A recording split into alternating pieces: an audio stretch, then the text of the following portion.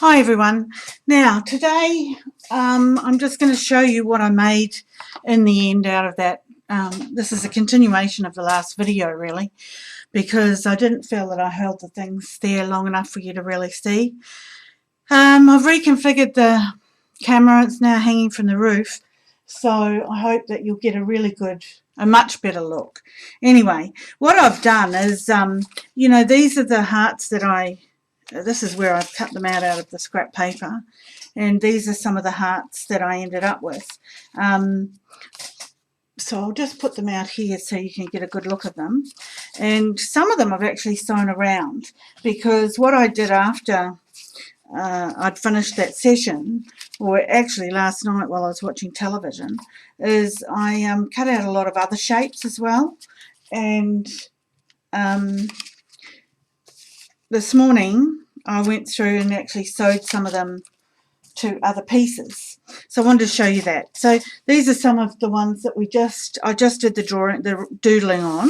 I'll move them out of the way, and then I'll show you what I've done with some of the others. I've sewn them together here, sewn on them, sewn them with squares on. So some of them are pretty little flowers, and I've put some other scraps hanging out the back. This is a couple of butterflies together, some other scraps.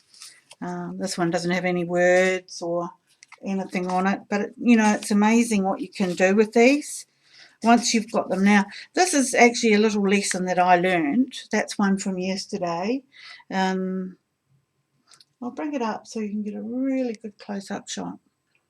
How's that? Yeah.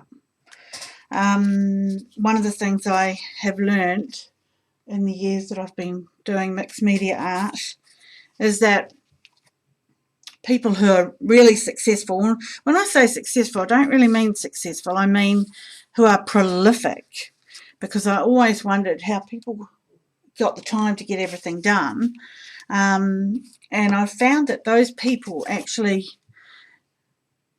sew up elements at other times. So, or they may sew or paint elements at other times, and they have them sitting around in little containers. So while they're doing the art, they can fish through them and decide, oh yeah, that would look fantastic in the middle of that piece of art. And they'll glue it on, and then they'll add other colour and other things, other words, stamps, whatever to it. And one of the reasons that one of the aha moments that I had, realising that prolific people did this, was when I went to see a lady in New Zealand called Isabel. I went to visit her, and she was always extremely prolific. She did all sorts of art, and she always had new stuff. And I sat down in her lounge. I wasn't even in her sewing room, and there was a little basket sitting beside my chair, and it was full of ATCs that she'd made. And she said, oh, grab a couple, take them with you. And I was thrilled. I did take a couple with me, but she just had them sitting there, and she showed me some of her other bits and pieces of art. She actually had a wet room especially for anything she did wet, and another room where she did all the sewing, or where she does all the sewing. And she loves to have work on little pieces of bits and pieces, and then she has them available for her when she's actually making the art piece. So I don't want to go on and on and on too long, but I just wanted you to have a really good look at what you can end up with out of just your scrap material, and why you mustn't really throw it away. Okay, that's it for today. Thanks for watching. Bye.